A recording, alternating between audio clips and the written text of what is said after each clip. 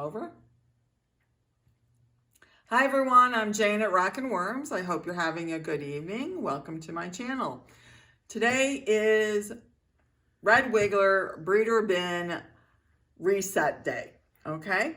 So what we're gonna do is we're gonna go into one of my breeder bins and we're gonna start pulling out the breeders and placing them into their new home for the next 3 weeks. And at the same time, I'm going to start talking to you about an idea I had. And I'm going to need your input and advice on it. So stick with me as I go through this. All right. So this is a breeder bin that has been operating for, like I said, the 3 weeks. And look at these lovely breeders and look at all these cocoons, right? This is what we want out of our breeder bins. We have cocoons here. We have a whole little pile down here I saw. Over here in the corner, there's a whole bunch. So what I'm going to do is I'm going to start taking handfuls of the bedding, putting it into my stack sifter. This is a 1/8 on top and a 1/12 on the second sifter underneath it. And as I had explained before in a sifting or sorting video I did, I like using the two stacked sifters because the breeders will start to try to, dive down to get out of the light. They haven't seen a lot of light in 3 weeks, so they're particularly sensitive to it. And having the second sifter underneath it catches anybody who skinnies through the top screen. Here, let me show you this. This is obviously a juvenile that's coming out of my breeder bin. So I would guess that this worm was actually a cocoon from the previous cycle.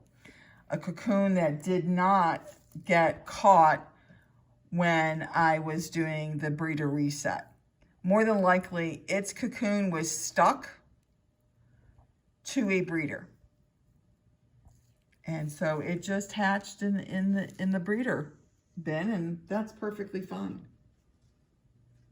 Okay, so I am continuing to sort out here while you look at that. Okay, got my first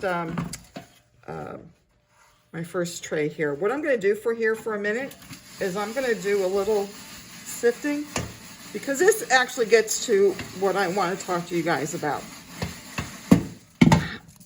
I recently changed my breeder bin bedding recipe. I did a video, oops, excuse me, cameraman. I did a video on my new recipe, and I'll link that video and the recipe down in the description. And what I have found is that the breeders are turning this bedding into castings much faster than they used to turn my old bedding into castings. So what I want to start thinking about is there a way I can, hold on, I'm sifting here for a second. Is there a way I can get more castings out of my breeder bin while I'm doing the breeder bin reset?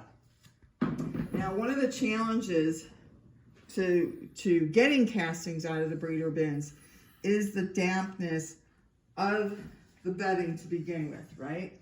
We keep the breeder bin bedding much damper than we do our grow out bins because the breeders seem to breed better and make more cocoons with moisture bedding. But again, the moisture makes the sifting. See, even here, I was going to take these breeders out, but look at all these cocoons stuck to the breeders. There was at least 2 of them there. I think I knocked one of them off before you saw on the camera. Oop, there it is on my glove. There it is. Okay. So this is how the cocoon, that little worm I showed you, got into the next breeder bin. Okay, I'm shaking. Shake, shake, shake. Okay. Okay. So I know I saw a worm here. Hold on. Look at the size of that cocoon. Goodness. Okay, maybe the worm went down. Oh, here he is. Okay. Let me get him out. Okay, so I am sifting the bedding more than I normally do. Normally, I just pick out the worms, put the bedding back in the overs bin, and turn the over bins into the nursery bin, right? But this time, I'm sifting out more because I want to try to get some of these castings out of the breeder bin, out of what would be the new nursery bin, because I am looking to reduce the overall volume of these bins so I can combine them into fewer bins. So, ooh, look at these 2 are breeding. See that? How they're hooked up at their clitellum? Okay. All right. So, like I said, I'm looking to reduce the number of bins I have going, or growing really, going forward, because I have 3 breeder bins right now.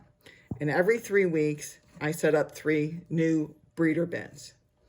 But at the same time, I create, through that process, 3 nursery bins. Well, if I'm creating 3 new nursery bins every 3 weeks, I am quickly, hold on, I'm gonna shake, I'm gonna sift. I am quickly gonna run out of bins. I'm gonna quickly run out of places to store bins because I don't have enough room to add 3 new bins to my collection every 3 weeks. So this being a problem, I started thinking, what can I do about this? And one of the things I thought was being able to sift out the castings when I do the breeder reset. Now I'm going to pick this out, and then we're going to go back into the breeder bin, and I want to talk about the castings a little bit more. Let me pick these out. I have about 725 breeders in this bin, by the way. And they're doing great. Look how big they are, right? Look how healthy. Look at the yellow tails. Look how they're just active and chubby and wonderful looking. Goodness gracious. All right, let me put this over. I got a few more in here.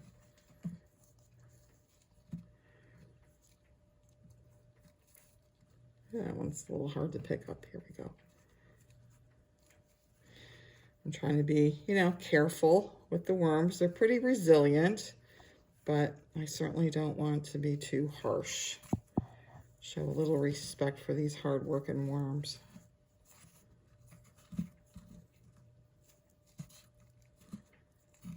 Okay, this one. Oh, this one's going down below. That's exactly why I have the second screen underneath this screen, is to catch them when they do that little disappearing act on me. This one wants to go down, but I can gently pull him out. Okay. Let's look at this. This is, again, the breeder bedding. And look how much of this has turned into castings.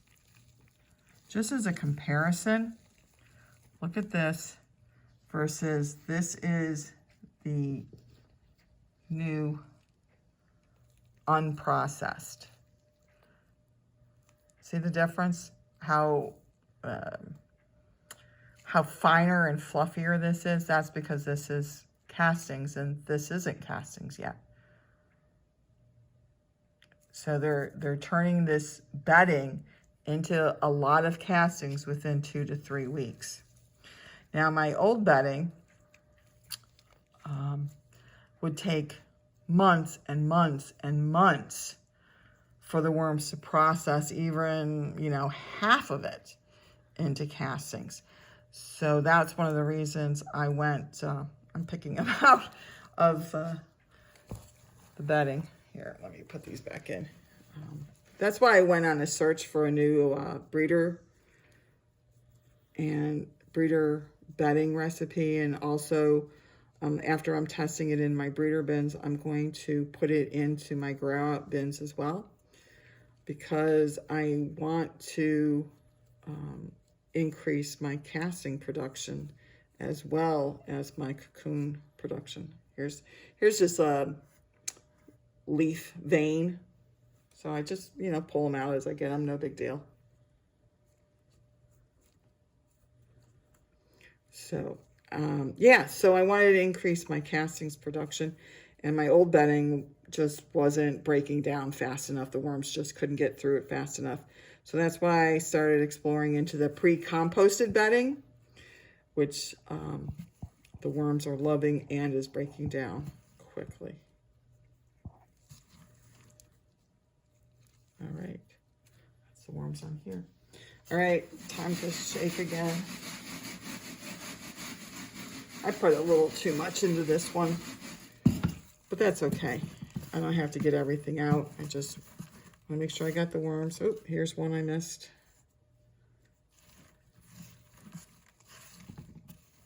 Okay, good enough. Ooh, another worm. I'm telling you. As big as they are, sometimes they're hard to find.